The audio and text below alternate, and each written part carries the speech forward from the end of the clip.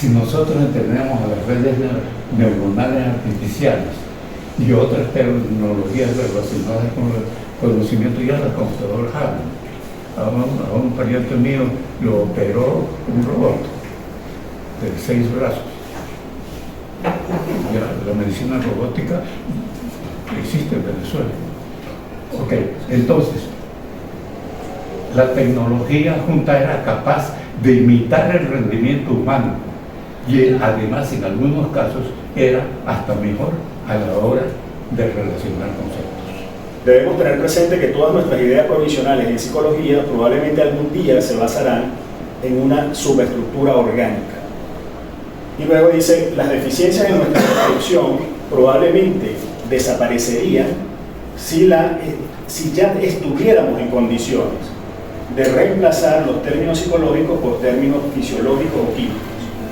Podemos esperar que, se entiende que fisiología y química brinden la información más sorprendente y no podemos adivinar qué respuestas nos proporcionarán en unas pocas docenas de años sobre preguntas que les hemos planteado.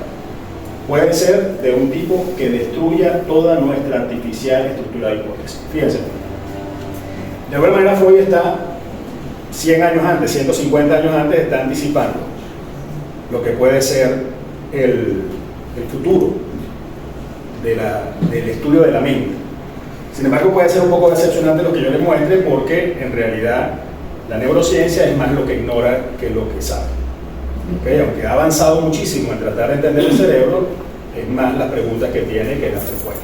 Fíjense, dice que la psiquiatría es la rama de la medicina centrada en el diagnóstico, tratamiento y prevención de los trastornos mentales, emocionales y del comportamiento.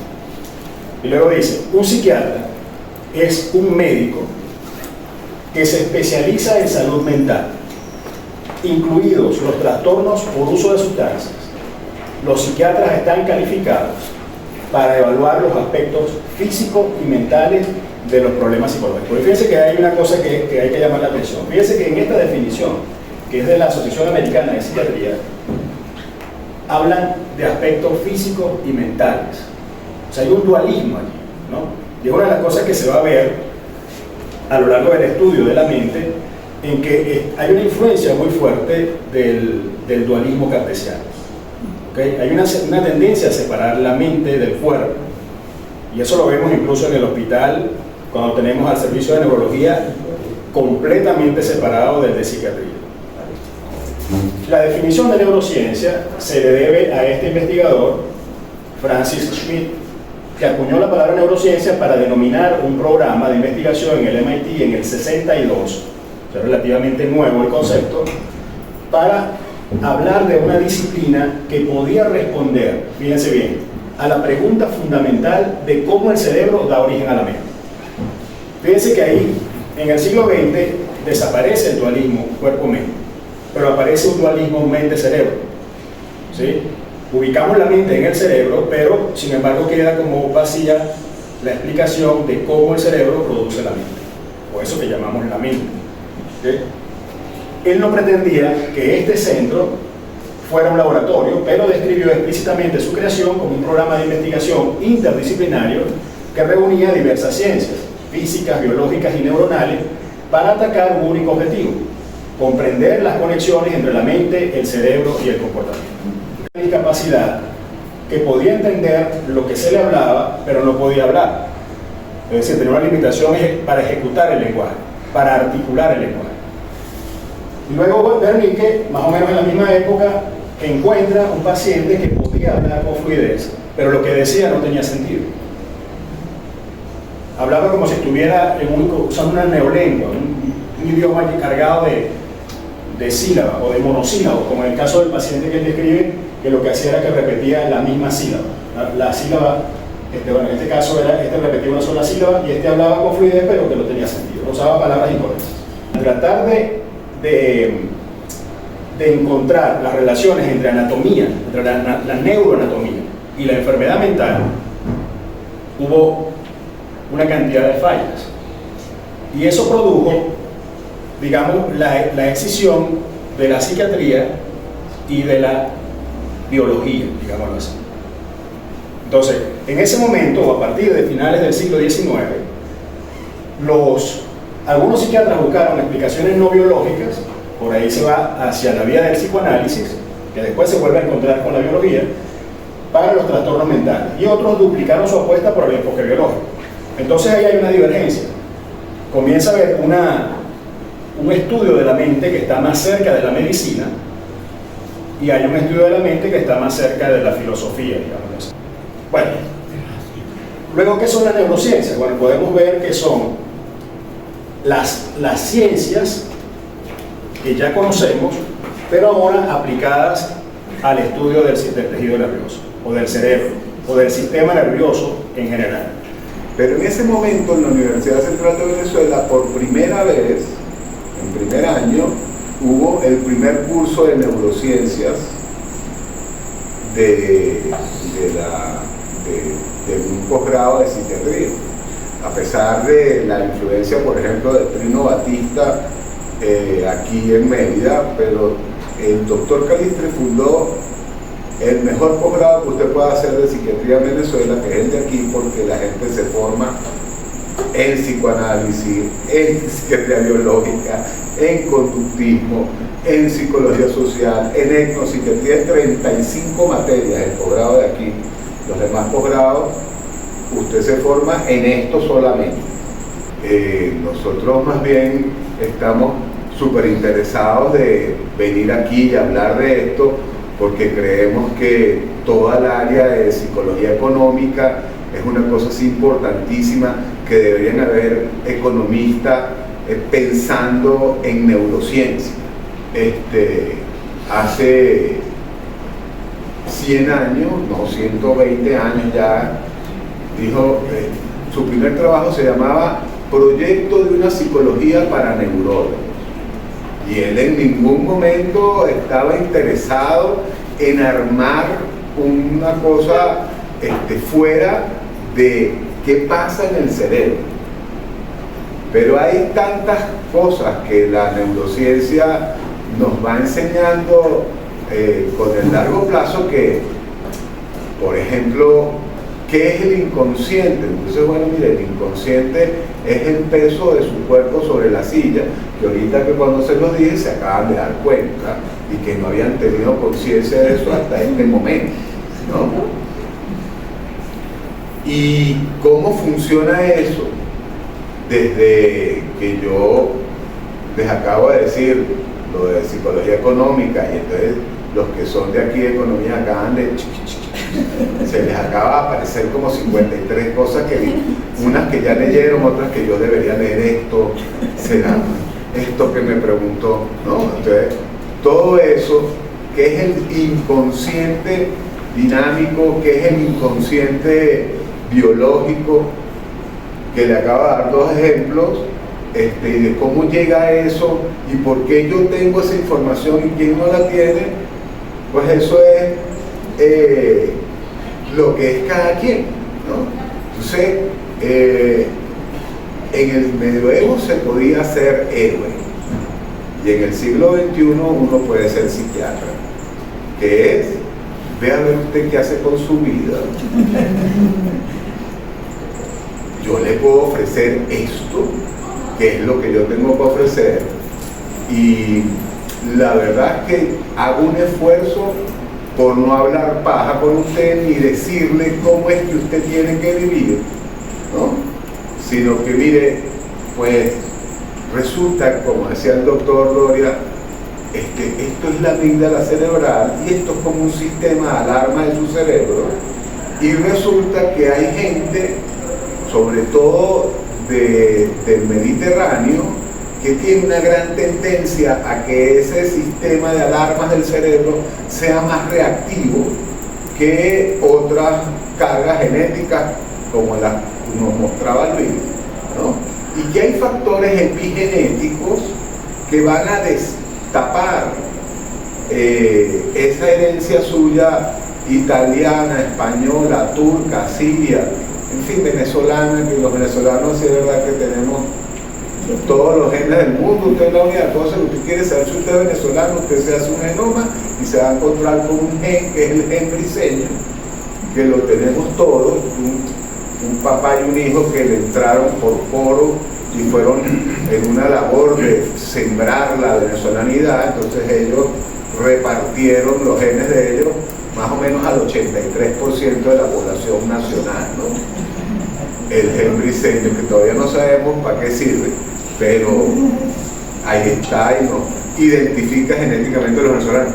Pero una de las cosas que nos aporta las neurociencias a los psiquiatras, o a la psiquiatría actual y moderna, es primero dejar o sea, un psiquiatra de mi edad, yo ya tengo 60 años, es alguien que realmente los colegas, cuando se refieren a la psiquiatría o a los psiquiatras, antes nos agarrábamos a pelear con ellos y tal. Ahora descubrimos que, bueno, que gracias a Dios, ya que les mostraron una resonancia moviéndose, ya, no, el cerebro sí existe, ¿no? Los psiquiatras, la psiquiatría es tal vez una de las especialidades más jóvenes que hay.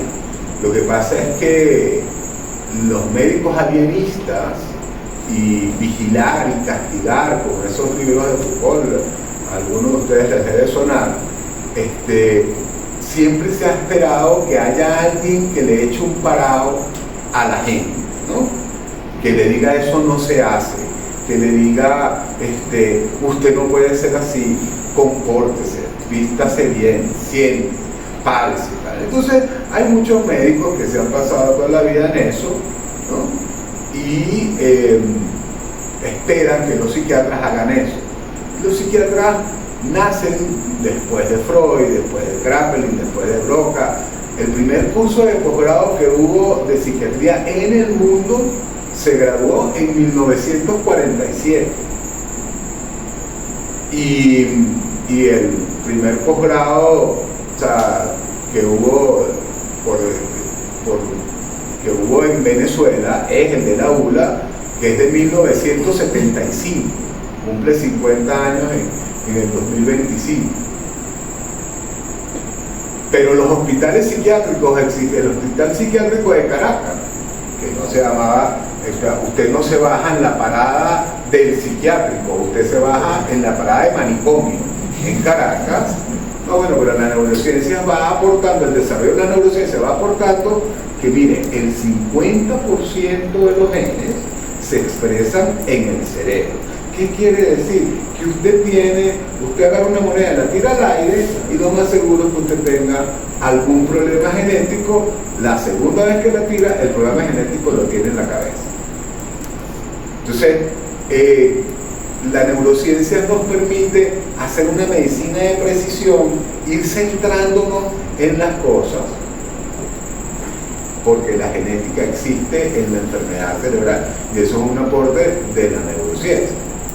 O poder, ciertamente lo que dice Luis, mire, es que no podemos ver perfectamente cuál es la sinapsis que está echada a perder, pero poder enseñarle a los estudiantes de medicina y a los médicos que el cerebro funciona y cómo, y eso es una cosa que se puede hacer aquí en Mérida, o sea, los resonadores de Mérida pueden hacer eso, la resonancia magnética funcional.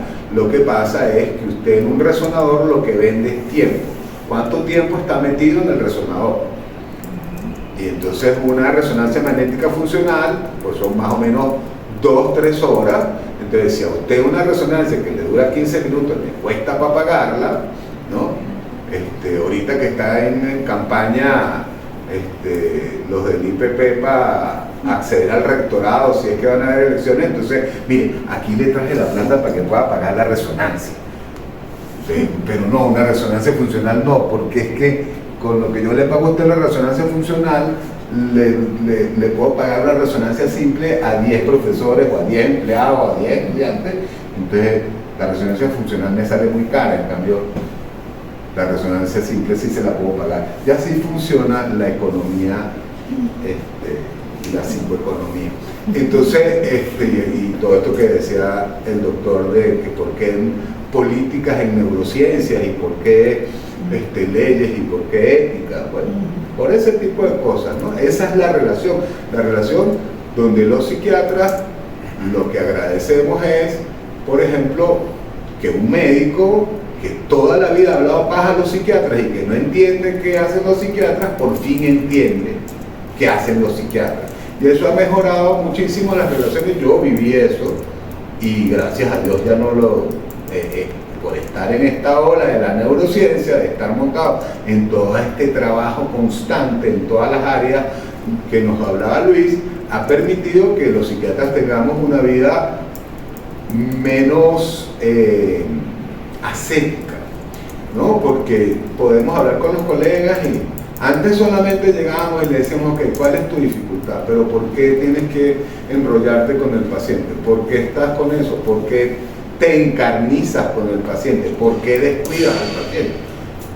Hay una especialidad de psiquiatría que se llama psiquiatría de enlace, que el psiquiatra establece relaciones entre los familiares, los médicos y los pacientes. Y es lo que más ocupa una de las secciones, por ejemplo, del hospital universitario que más se utiliza. Y antes lograr que la gente entendiera que bueno, que este tiene Helicobacter y este tiene Helicobacter pylori, pero no importa lo que usted se haga, no se mejora, en cambio este sí. Entonces, ¿cuáles son las otras partes de entender que el Helicobacter pylori existe? Es una de las cosas que antes los médicos no psiquiatras tenían muchas dificultades en entender y que ahora ya entienden. Entonces, las neurociencias han mejorado el acceso a la salud y el entender, por ejemplo, que una cosa es una enfermedad psiquiátrica y otra cosa es tener salud mental. La salud mental es la capacidad de ser uno feliz con uno mismo y vivir sin roce con los demás. Y usted puede ser esquizofrénico y tener salud mental, y usted puede ser bipolar y tener salud mental, usted puede tener un trastorno obsesivo compulsivo y tener salud mental, y puede ser que usted no tenga una enfermedad psiquiátrica y usted no tiene salud mental.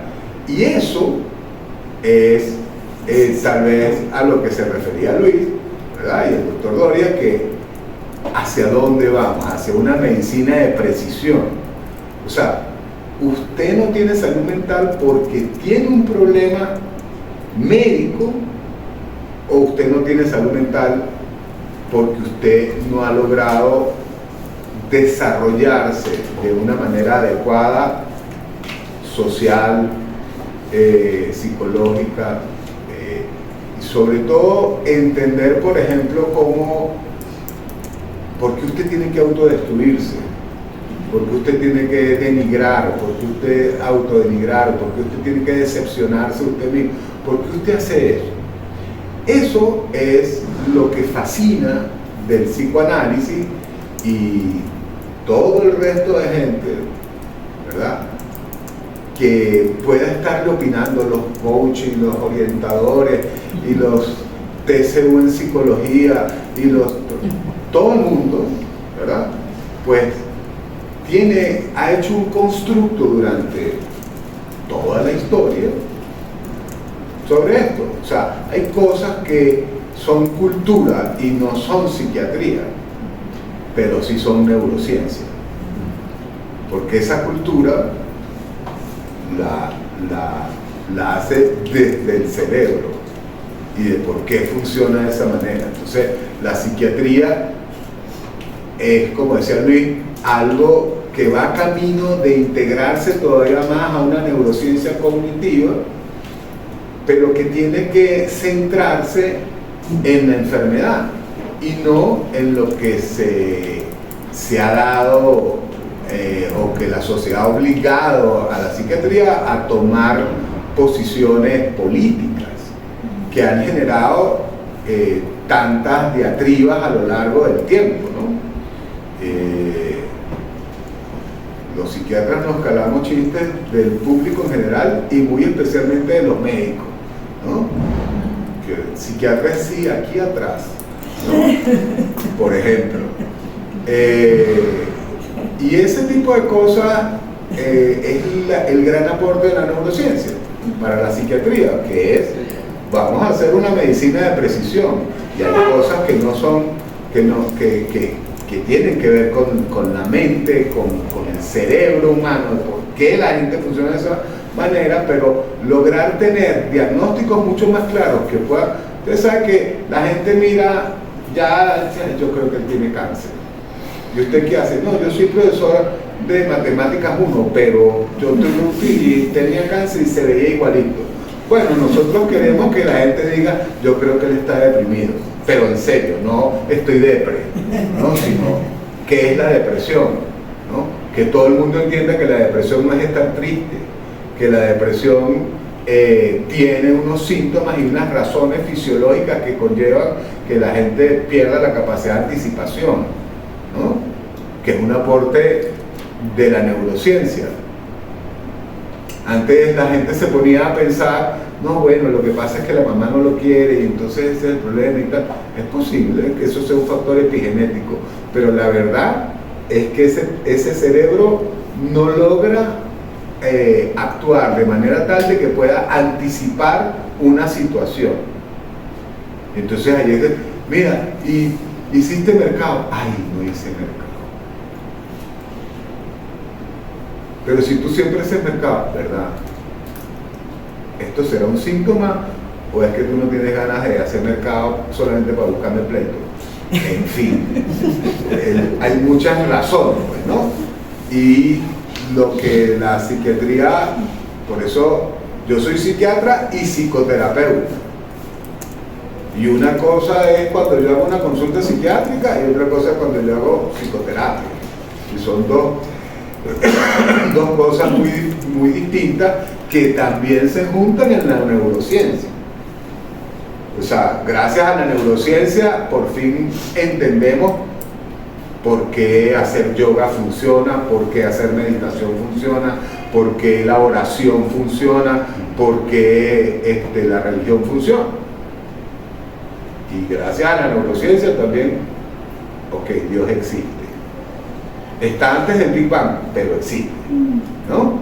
Y ese tipo de cosas es tal vez ese aporte más importante que a lo mejor Luis hace vida en las unidades, en la academia, en las actividades académicas de la unidad de psiquiatría de la universidad, a pesar de que es jefe del departamento de histología, de ciencias morfológicas, que no sé cuál será el peor departamento de esta facultad, pero debe ser uno como ciencias morfológicas. Muy difícil de manejar, demasiado ego, demasiadas agendas ocultas, y Luis los va llevando ahí. Es una cosa muy difícil. Yo soy jefe del departamento más grande de la universidad, que es el departamento de medicina, pero como es muy grande, tiene 148 profesores y tiene 12. Bueno, el doctor Doria es ese departamento, yo ni me entero, pero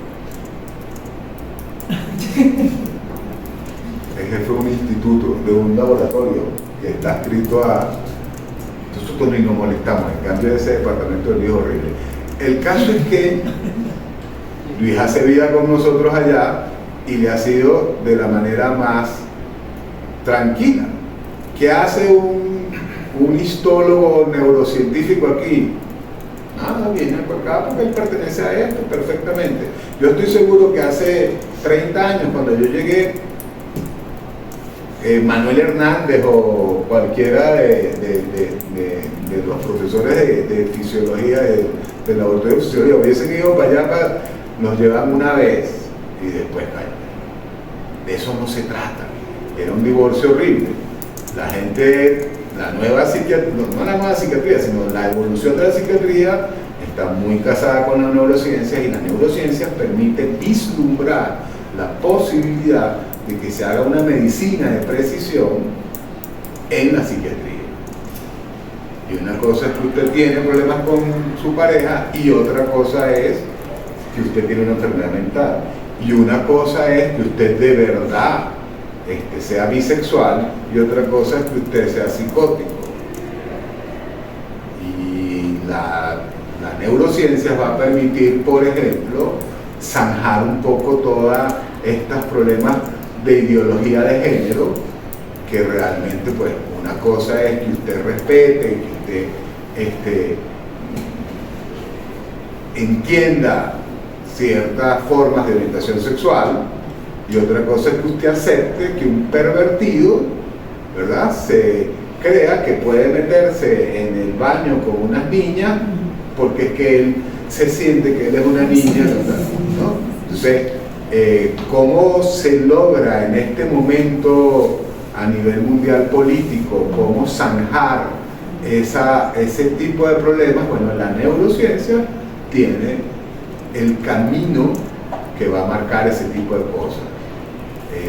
Como ven, el hecho de que la neurociencia se encuentre con la psiquiatría es cerrar un ciclo de una pregunta que se hizo Sigmund Freud en 1890 y de una pregunta que se hizo Ramón y Cajal en 1900, o sea, hace más de 100 años, y que 100 años exactamente después, Kandel, un hombre que era interesado en la conducta humana, psicoanalista, pero también neurocientífico, empezó a responder de otra manera. Eric Kandel ganó el premio Nobel a comienzos de este siglo y tal vez sea la persona que representa lo que debe ser un psiquiatra en el siglo XXI, que es alguien que entiende de psicoanálisis como un teórico de la economía o como un teórico de la física, entiende el problema, que le aporta a los prácticos como los psiquiatras qué se puede hacer con esto y cómo se comprueba que esto pasó. Al final es ciencia, y aún los eventos paranormales, la neurociencia se los va a demostrar. De hecho, ahorita cuando les hablé del peso de su cuerpo sobre la silla, también les podría decir, ahora cierren los ojos e imagínense cómo nos vemos desde arriba, y se darán cuenta que sí pueden vernos desde arriba, ¿no? ¿Y cómo puede hacer eso? Bueno, porque es que esto que percibimos en realidad es una alucinación controlada, y la realidad que vamos viviendo es una cosa que va formando en nuestro cerebro y que depende mucho de cuándo, si la calle del gordo este, yo me voy a almorzar. Gracias.